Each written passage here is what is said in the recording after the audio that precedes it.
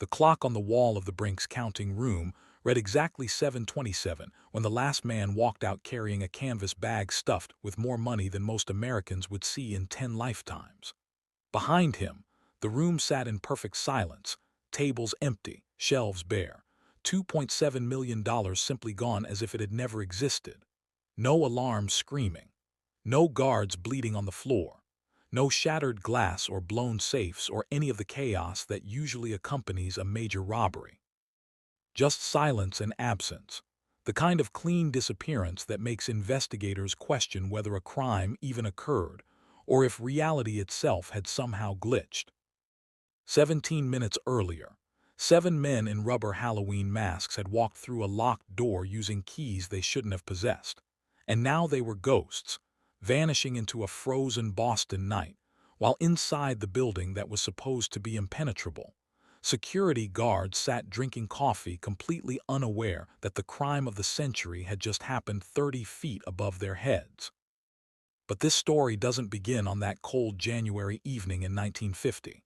It begins 2 years earlier, in a neighborhood bar in Boston's North End, where career criminals gather to drink cheap whiskey and complain about the limited opportunities available to thieves in post-war America. The war had ended 5 years ago, and the country was rebuilding, getting rich, becoming the dominant superpower on a planet still scarred by conflict. Money was flowing through American cities like water through open pipes, and nowhere was that more visible than in Boston, where armored trucks from Brinks Incorporated moved millions of dollars every single day from businesses to banks, from banks to payroll offices, carrying the economic lifeblood of Massachusetts in reinforced steel boxes. Tony Pino sat at the end of the bar, nursing a drink and listening to the other thieves talk about scores they'd made, jobs they'd pulled, the constant game of stealing and running that defined their lives. Pino was 40 years old, short and stocky, with the kind of face that disappeared in crowds, utterly unmemorable except for his eyes, which held an intelligence that didn't match his working-class accent or his criminal record.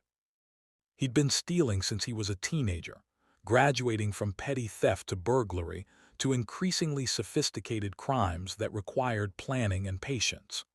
While other thieves were smashing windows and grabbing what they could carry, Pino was studying locks, learning alarm systems, understanding that the real money in crime came not from violence but from knowledge. He'd noticed the Brinks building months ago, a 5-story fortress at 165 Prince Street that proclaimed its invulnerability through architecture and advertising. Brinks had never been successfully robbed in nearly 70 years of operation. They moved money for Boston's biggest businesses, storing it in vaults that the company claimed were impregnable, protected by the latest security technology and armed guards trained to shoot first and ask questions never. The building itself was designed like a medieval castle, all thick walls and narrow windows, the kind of structure that announced to the criminal world, "Don't even think about it." Tony Pino thought about it constantly, not with the reckless bravado of a thug who wanted to prove something, but with the methodical focus of an engineer studying a complex machine. Every fortress had weaknesses. Every system had flaws. The question wasn't whether the Brinks building could be robbed. The question was how much patience and intelligence you were willing to invest in finding the answer. He started with observation, the most basic and most crucial element of any successful crime. For weeks, Pino walked past the Brinks building at different times of day, memorizing the rhythm of the place. He watched armored trucks arrive and depart, noting their schedules, identifying patterns in the chaos. He observed the guards, learning their routines, seeing how they moved, where their attention focused. He sat in coffee shops across the street and counted the people who entered and left, building a mental map of the building's daily life. What he discovered surprised him. For all their reputation and their fortress architecture, Brinks operated on the same human systems as any other business. Guards got bored. Employees cut corners. Security procedures that looked impressive on paper degraded through repetition and complacency. The locks on the doors were high quality, but locks could be defeated. The alarm systems were sophisticated, but they required human beings to set them properly. The vault was impressive, but most of the money sat in counting rooms before it ever reached the vault, vulnerable during the hours when employees were processing it. Pino shared his observations with a small group of men he'd worked with before, criminals who understood that patience paid better than impulse. Joe Maginnis was a safecracker with a reputation for nerves that never failed, a man who could work under pressure without making mistakes. Joseph O'Keefe, called Specs for his thick glasses, was a wheelman and muscle, loyal to Pino from their shared childhood in Boston's immigrant neighborhoods. James Faherty specialized in locks, able to pick anything made by human hands. Vincent Costa worked for Brink. As a driver, a legitimate employee with criminal connections, positioned perfectly to provide inside information. They met in a garage that Pino rented under a false name, gathering after dark, speaking in low voices about a crime that seemed impossible. Rob Brink, the Fort Knox of Boston. Men had gone to prison just for thinking about it too loudly. But Pino laid out what he'd learned, explaining that impossible was just another word for difficult, and difficult could be solved through preparation.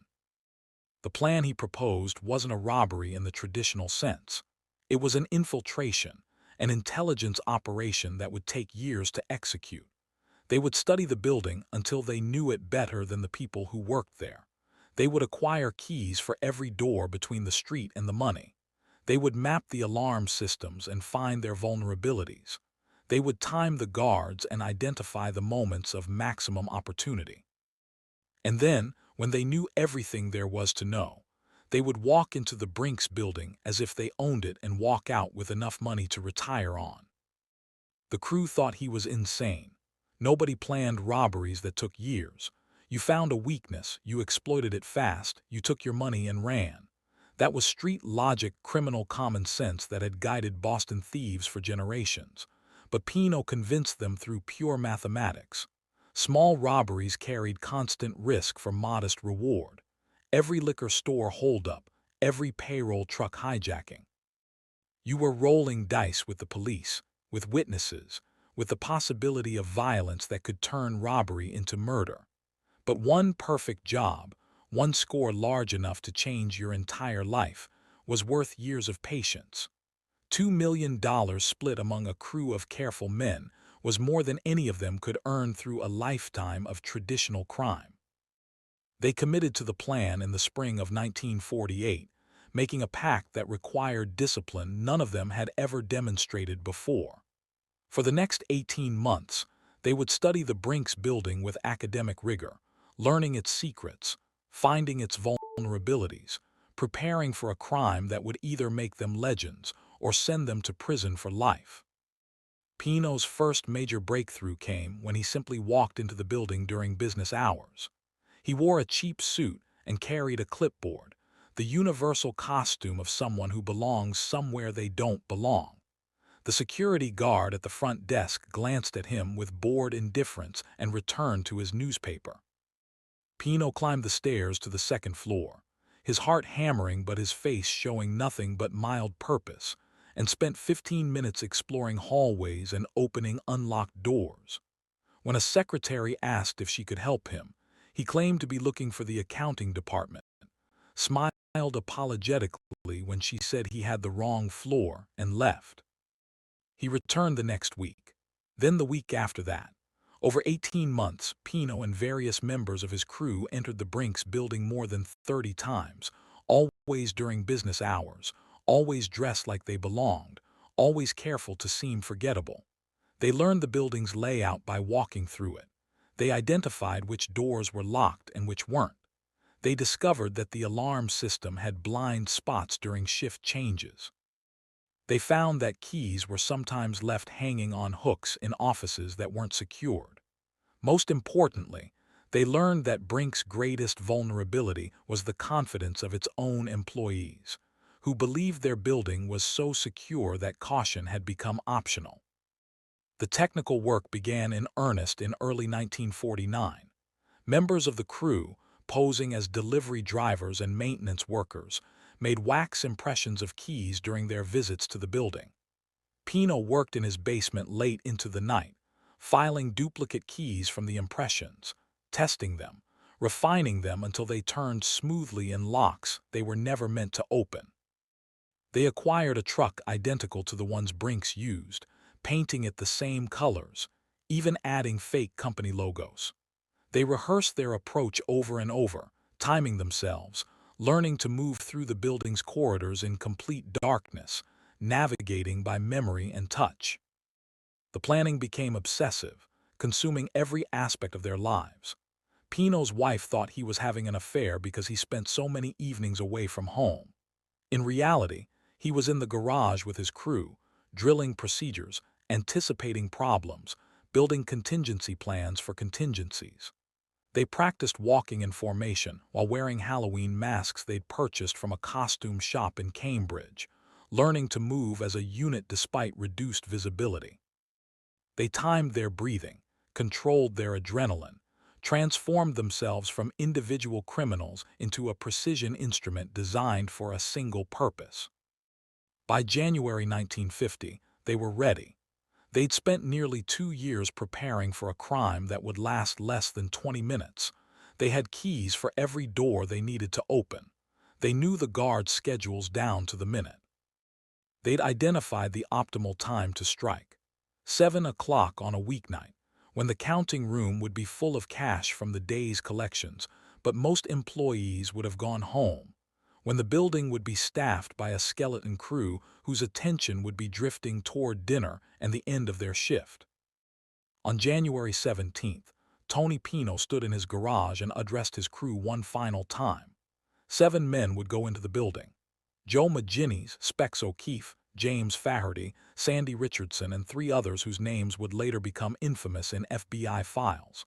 They would carry no guns, Pino insisted, because guns created options for violence that could destroy everything.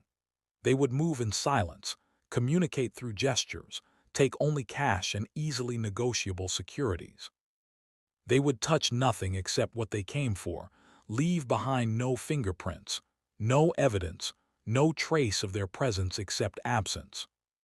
They dressed in dark peacoats, standard winter wear for Boston workers, nothing that would attract attention. They pulled the rubber Halloween masks over their faces, becoming anonymous, terrifying, inhuman. The masks were faces of celebrities and politicians, recognizable enough to be unsettling but common enough that describing them to police would be useless. They looked at each other in the garage's dim light. 7 men wearing borrowed faces about to commit a crime that would define their lives and haunt investigators for decades. The drive to Prince Street took 15 minutes through quiet Boston streets. The temperature had dropped below freezing, the kind of cold that kept honest people indoors, that emptied sidewalks and reduced street traffic to a minimum. Perfect conditions for men who needed to move unseen. They parked a block away from the Brinks building, 2 vehicles positioned for quick departure, engines warm, escape routes mapped and memorized. At precisely 7 o'clock, they approached the building from different directions, 7 men converging on a fortress that didn't know it was about to fall. Tony Pino reached the front door first, his copied key already in his hand. He slid it into the lock, felt the pins align, turned his wrist. The lock clicked open with a sound so quiet it was almost imaginary. They were inside. The lobby was empty. The front desk guard had stepped away for his dinner break, following a schedule that Pino had memorized months ago. They moved through the building like water finding channels, flowing upstairs and through corridors in near-complete darkness, their flashlight beams cutting narrow paths through shadows. Every door opened. Every key worked. The alarm system stayed silent because they'd timed their entry to coincide with a shift change, exploiting the 30-second window when the system was deactivated. They reached the 2nd floor and the counting room in less than 5 minutes, moving with the choreographed precision of dancers, each man knowing exactly where to be and what to do. The door to the counting room stood locked but not alarmed, protected by a standard commercial mechanism that James Faherty picked in under 20 seconds. They stepped inside and closed the door behind them. sealing themselves into a room that contained more wealth than any of them had seen in their entire lives. The cash sat on tables and shelves in neat stacks, organized by denomination, waiting to be processed and distributed to Boston's businesses for payroll. Bags of coins lined the floor, too heavy to carry, tactically useless. They focused on the paper money and the securities, filling canvas bags with systematic efficiency, working in complete silence, the only sound their breathing and the whisper of currency sliding into bags. 17 minutes. That's how long they stayed in the counting room. 17 minutes to gather $2.7 million, to commit the largest robbery in American history up to that point, to transform themselves from small-time criminals into legends. At 7:27, with their bags full and their time limit reached, they walked out of the counting room, locked the door behind them, and retraced their path through the building. The exit was as smooth as the entry. Down the stairs, through the lobby, out the front door that locked automatically behind them. They split up on the street, walking casually toward their vehicles, 7 men carrying enough weight to strain their shoulders but moving with the unhurried gait of workers heading home. Within minutes, they'd loaded the money and disappeared into Boston traffic, driving at exactly the speed limit, obeying every traffic law, invisible in their normalcy.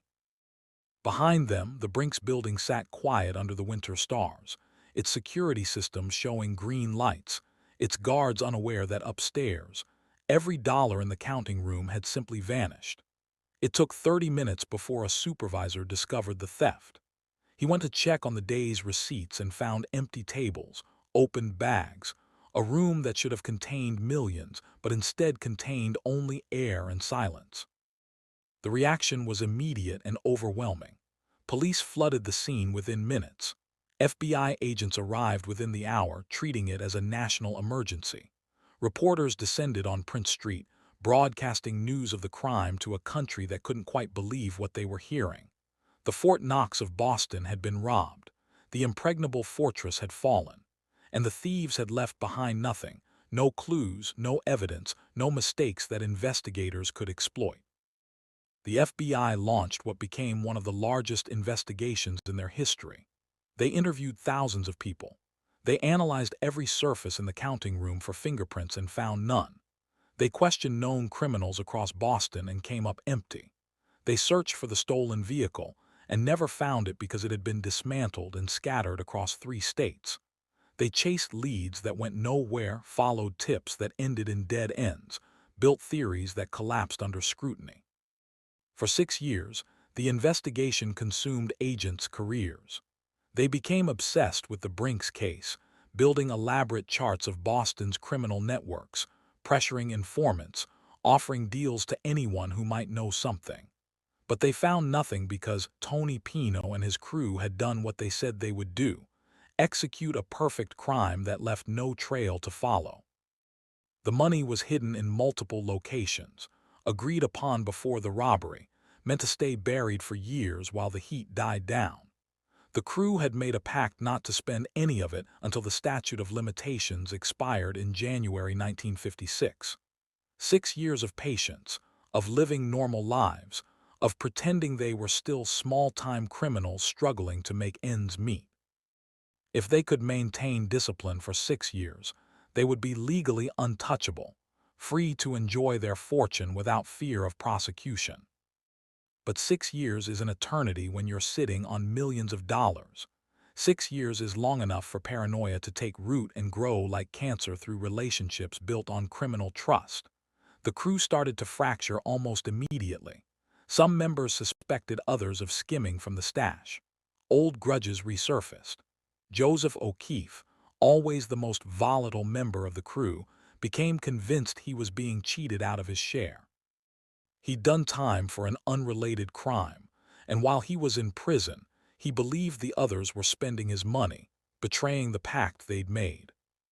When he got out, O'Keefe started making noise. He talked to people he shouldn't have talked to. He made threats. He became the exact kind of liability that Tony Pino had worked so hard to avoid. The crew saw only one solution to the O'Keefe problem: make him disappear the way the money had disappeared. They arranged for a contract killing, hearing outside shooters to eliminate their former partner.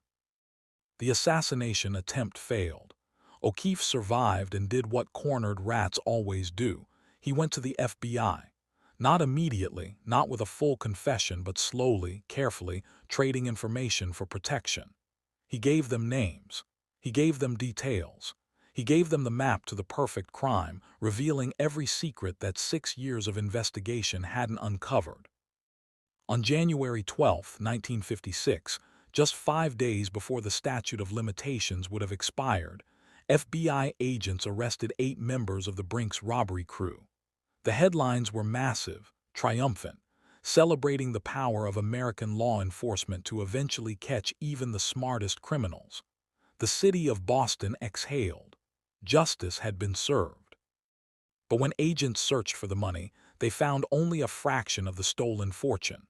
Some had been spent carefully over the years, laundered through legitimate businesses. Some had been paid to mob families who'd provided protection and alibis. And some, perhaps most, was simply gone, hidden in locations that would never be revealed, moved through channels that left no records. The trial was a spectacle of betrayal and recrimination. Men who trusted each other with their lives now testified against each other, each trying to minimize their own guilt.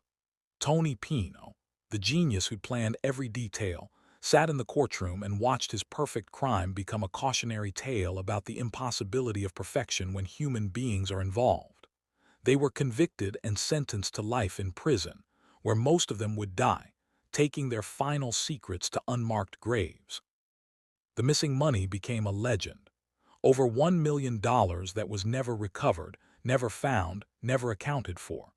The FBI closed the case officially, but unofficially. Agents continued to chase leads for years, digging up fields in Massachusetts, following whispers from dying mobsters, hopping to find the fortune that represented the last unsolved piece of the crime of the century. Some say Tony Pino buried his share somewhere in the woods outside Boston before his arrest, planning to retrieve it after his release. He died in prison in 1973, taking that secret with him if it was even true. Others believe the mob absorbed most of the money, payment for silence and protection, the fortune disappearing into the vast criminal economy where it became indistinguishable from thousands of other illegal dollars. Still others think it was spent long ago, carefully and quietly, transformed from evidence into comfortable lives for people who learned the most important lesson. It's not the stealing that matters, it's the silence afterward. The Brinks building at 165 Prince Street still stands, though its purpose has changed. The ghosts of January 1950 long since exorcised. The company survived the embarrassment, upgraded their security, learned that reputation alone doesn't protect against intelligence and patience. The FBI moved on to other cases, applying lessons learned from their investigation to future crimes. But the mystery endures. Somewhere in Massachusetts or beyond, in the gap between what was stolen and what was recovered, sits a fortune that represents the ultimate prize of the perfect crime, getting away with it completely. Tony Pino and his crew almost managed it. They planned for years, executed flawlessly, left no evidence.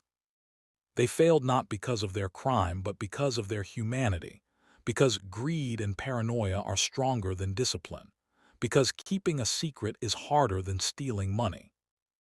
On January 17, 1950, 7 men in Halloween masks walked into a fortress and walked out with a fortune. For 17 minutes, they were perfect. For 6 years, they were ghosts.